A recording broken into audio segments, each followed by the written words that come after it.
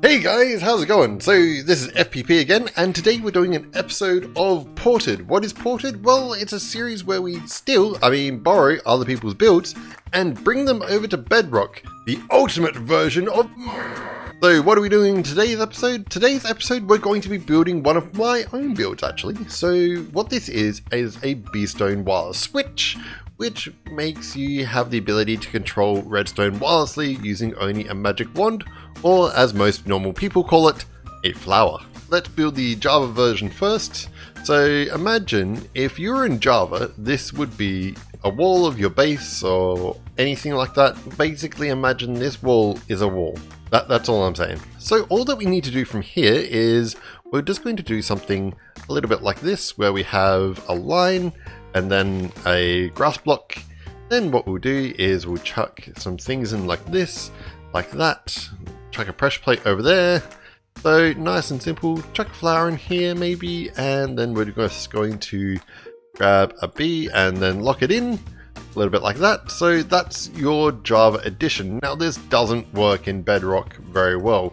So why does it work in Java? Well, in Java, bees seem to have some sort of weird ability where they can see through walls. Yeah, I'm not kidding. It seems to be an actual thing in Java. That's how it worked. The only problem is that for some weird reason, physics seems to apply in Bedrock and bees can't see through walls. So if I was in Java edition, all that would happen is I'd be walking along in my base, take out a magical wand, and suddenly something would happen with a door or a lever or a trap or anything that you could name that needs to be controlled with a redstone signal, and it would be controlled with this magical, wonderful invention.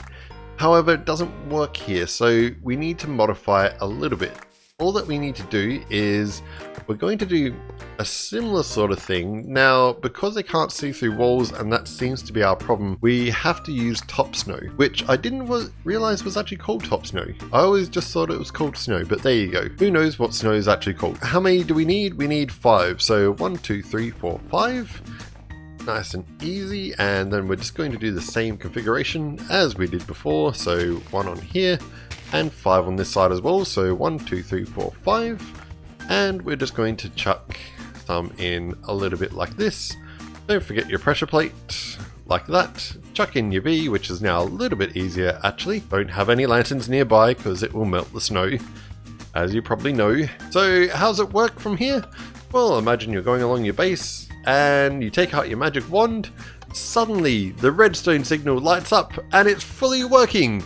The only small thing to keep in mind is that you want to have the x-axis? I want to say the x-axis. The first one that you see up the top left. Up there. Yes.